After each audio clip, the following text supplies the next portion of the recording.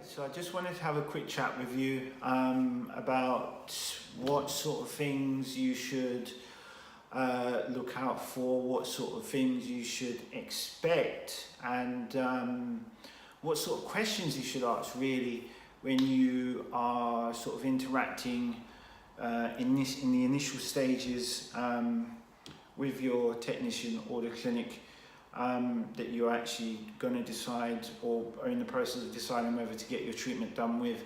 Now, the reason I'm doing this video is not to put you in a position where you feel like you have to make a list of things that you're going to go in with, and if they can't answer the questions, that is an automatic sort of negative or a big no-no. That's not the case, because look, I do consultations all the time, and I'll be quite honest with you, every now and then there are questions that people may ask me that I've never been asked before.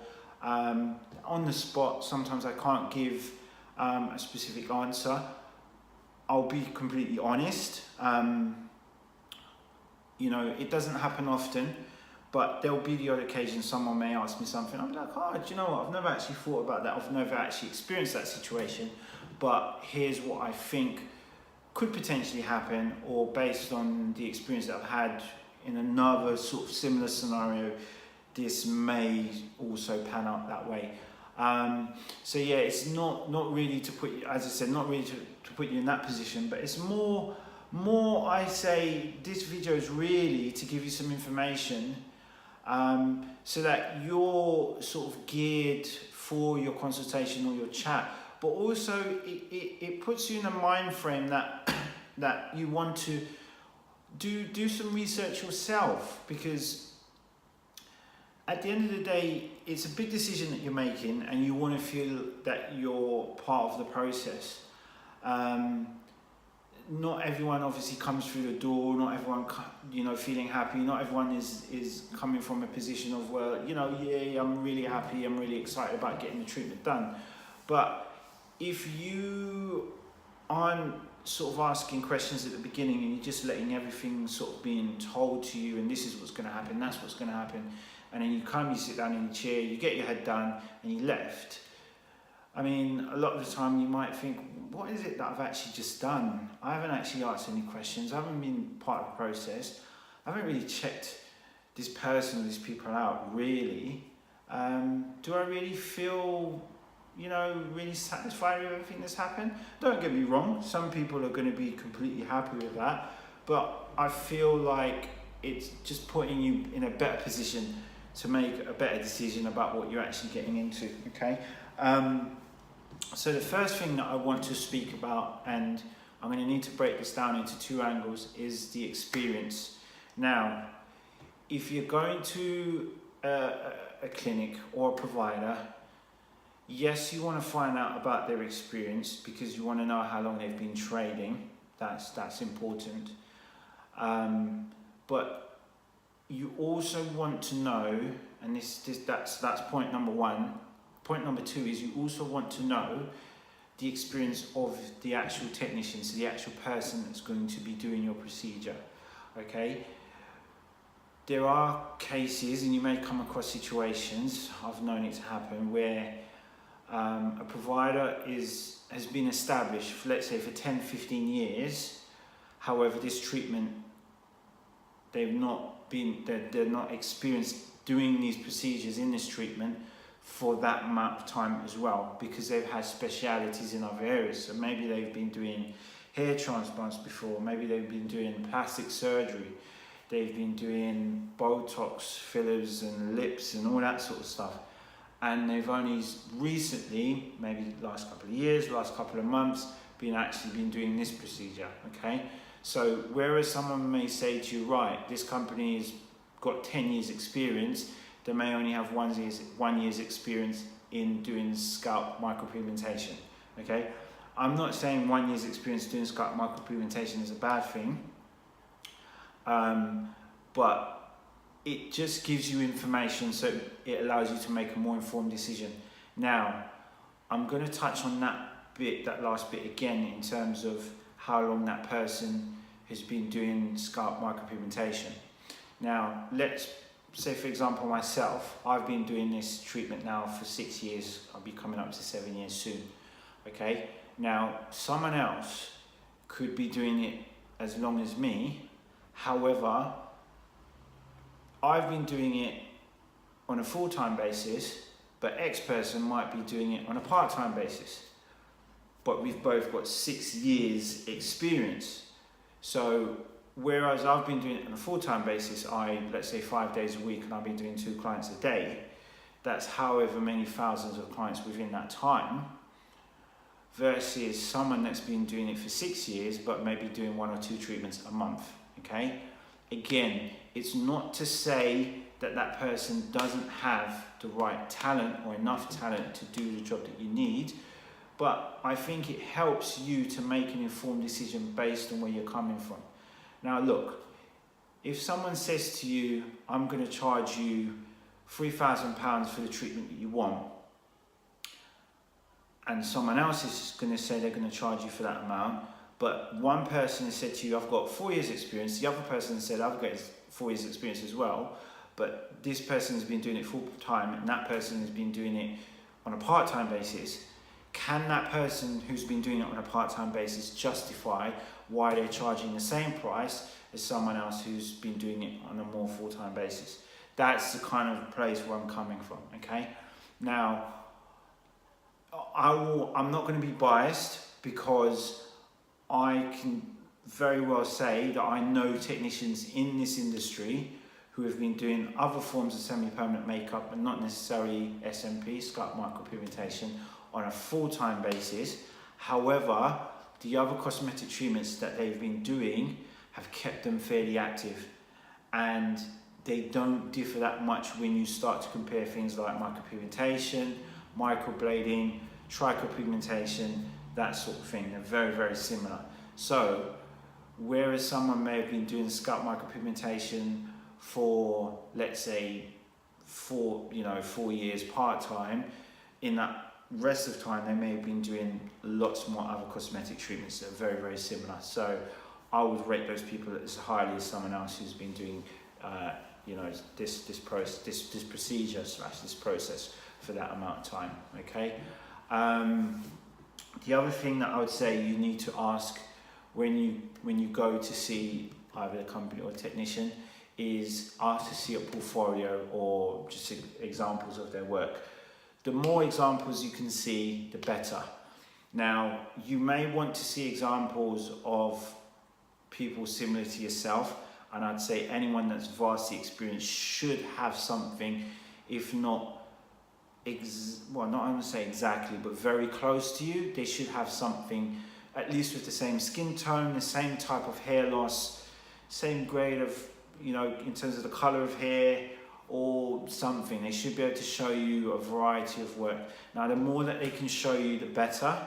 So let's say you're just someone with alopecia or standard male pattern baldness, but if someone can show you where they've treated someone that's had hair systems, that's got scars, accident scars, burns, whatever the case might be, it just shows you that they've dealt with a variety of situations, and it's just giving them that more experience to deal with, maybe potential hiccups that may occur in your treatment even.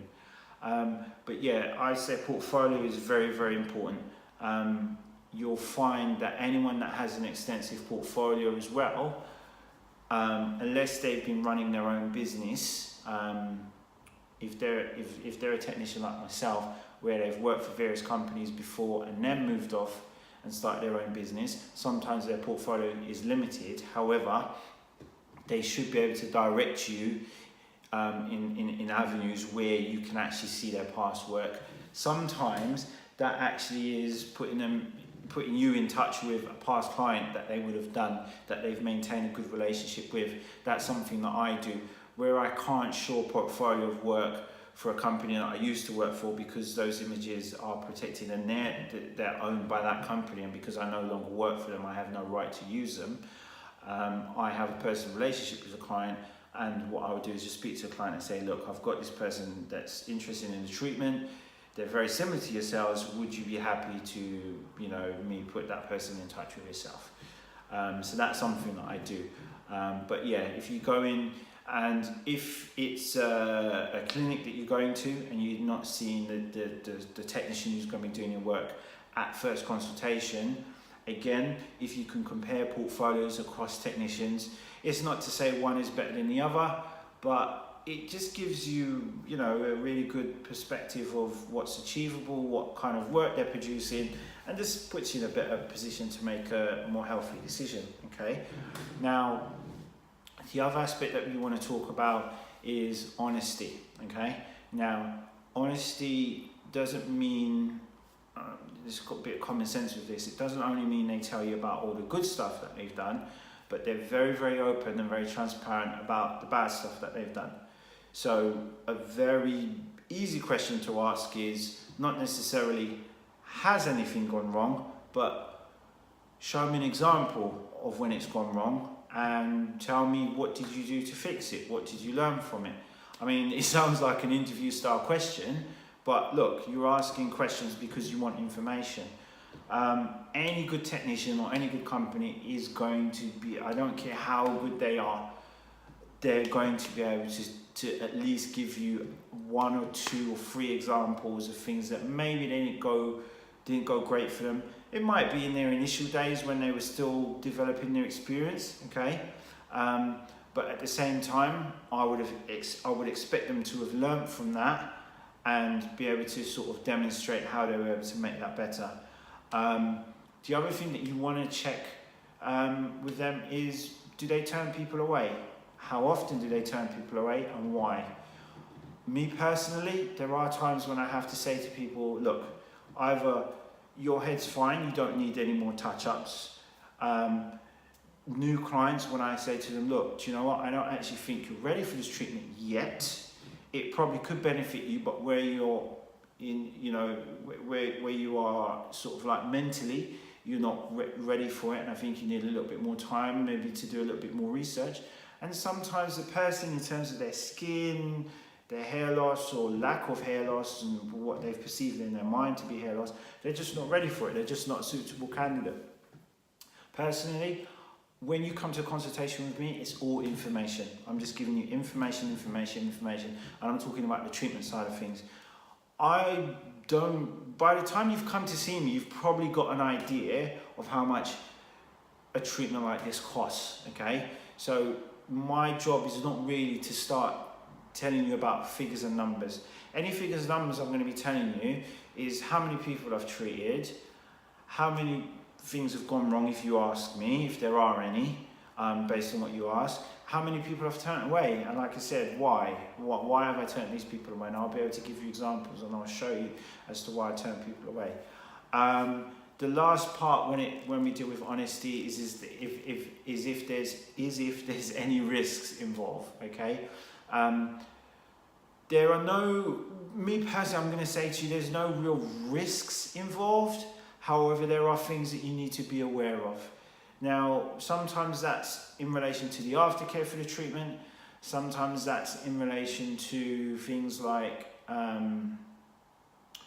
just, you know, sometimes how you feel afterwards, after the treatment, how you feel in terms of, some people feel a little bit fluey, sometimes you have a little bit of redness and swelling.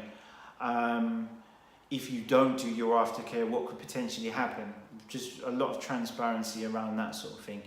And also establishing sort of what to do should anything happen. So I always tell my clients, look, I give you my personal phone number, you have my email address, we're always in constant contact.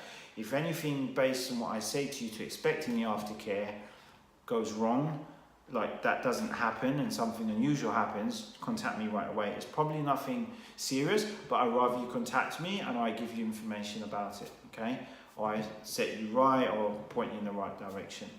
I spoke about cost a minute ago. Now, like I said, most people are doing their research to have a rough idea as to you know, the cost that it's going to be when they come for a consultation. However, still ask the question. Now, a big reason that is because look, when you come for a consultation, more often than not, you're not only going to have a consultation at one place. You're going to have a consultation at 2 or 3 different places. and you're going to be quoted a few different prices, but let's say you go to your second consultation out of 3, and you know you got a good vibe from the first one, but you went to the second one, you got an even greater vibe, and you're like, do you know what, I don't even want to go to my third consultation, which is tomorrow or next week. I actually like this guy. Talk about the cost. It is an important part of the process, because at the end of the day you'll have to pay a price to get this done. You want to know how much is it going to be. You're going to want to know what my options are in terms of paying. Can I pay finance? Can I break my payments down? Can I do cash? Can I do bank transfer? That sort of thing. It also gives you an opportunity to sort of discuss and say, well, look, I've been quoted this amount by this clinic or this technician. He's got a certain amount of experience. He's shown me this amount of his portfolio. He's shown me this amount of work. So he's justified that price. How much are you going to charge? Because maybe you've shown me a little bit more or a little bit less. Okay.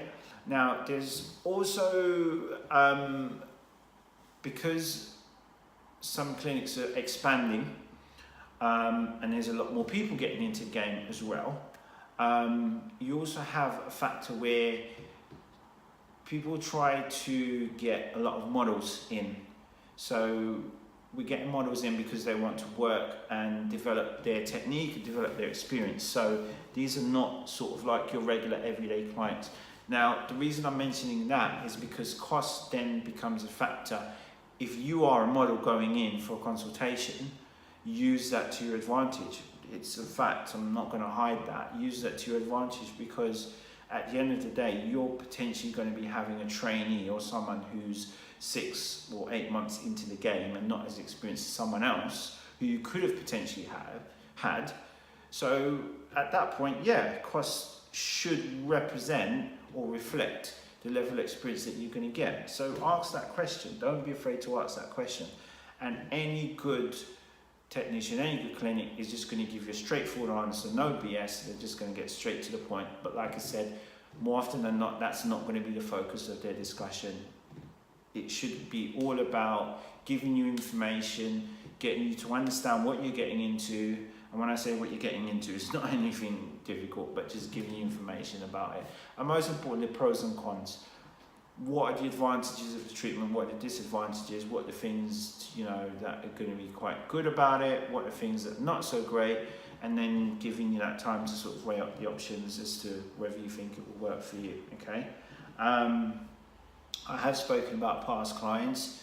I mentioned that earlier, so I think that's quite important. Any good technician or any good company will maintain a good relationship with their past clients, and should be able to put you in touch with, you know, 1 or 2, depending on your sort of personal sort of situation where you're coming from as well. So that's another question to ask. Can you put me in touch with some past clients that have had the treatment done?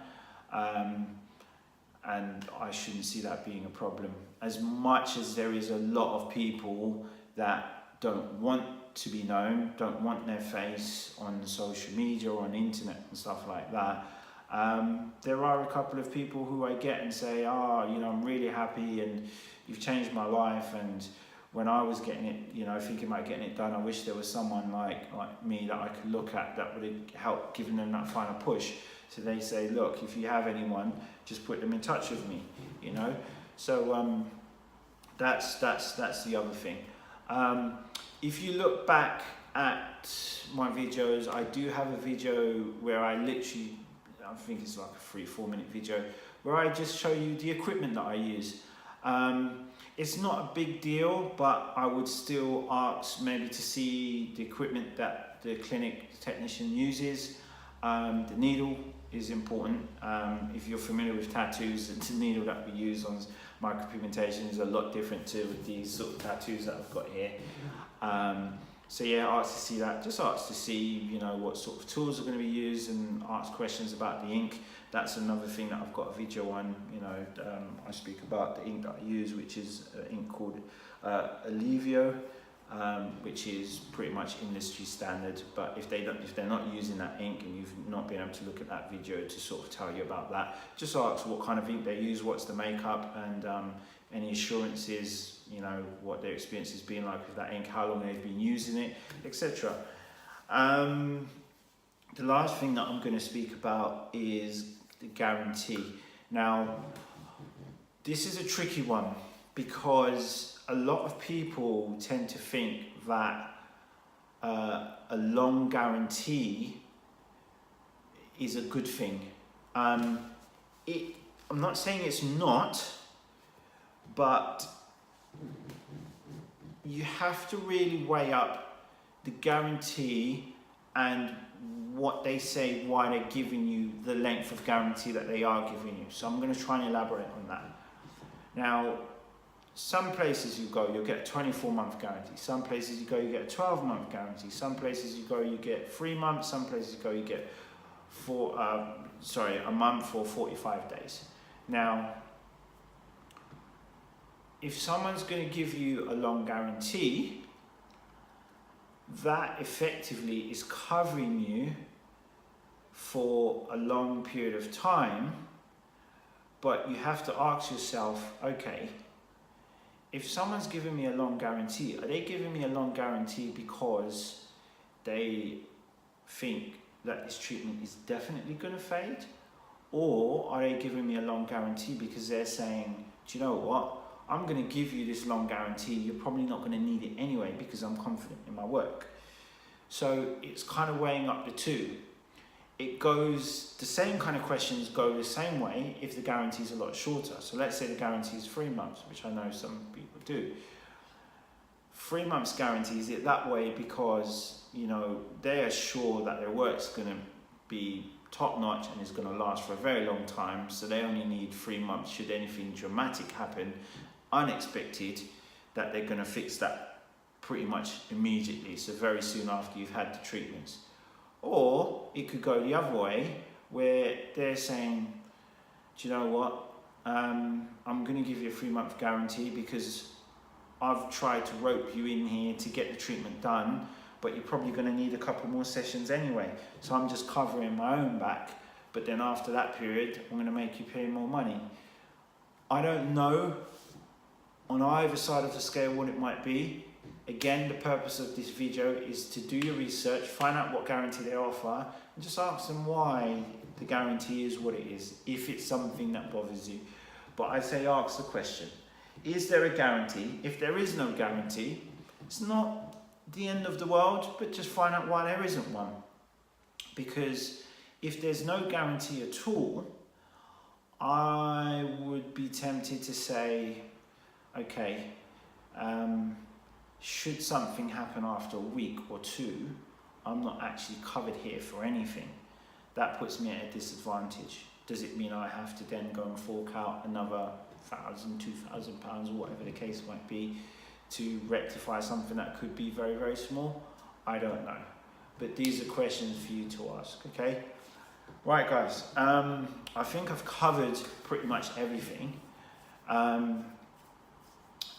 This isn't one of those videos where I could really say if you've got any recommendations for things to ask, put it down below. I just say if there's things that I haven't covered that have come up in your mind, that's great.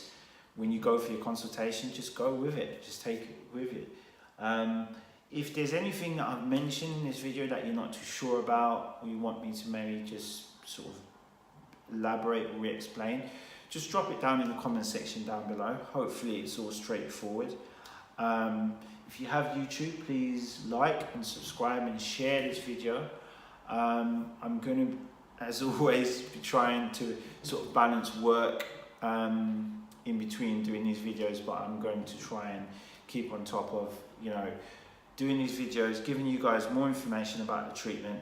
As you can see, I'm doing like a mix and match, so information videos and then just live videos and videos of actual treatments going on before and afters and stuff like that. So I'm trying to do a nice mix in between.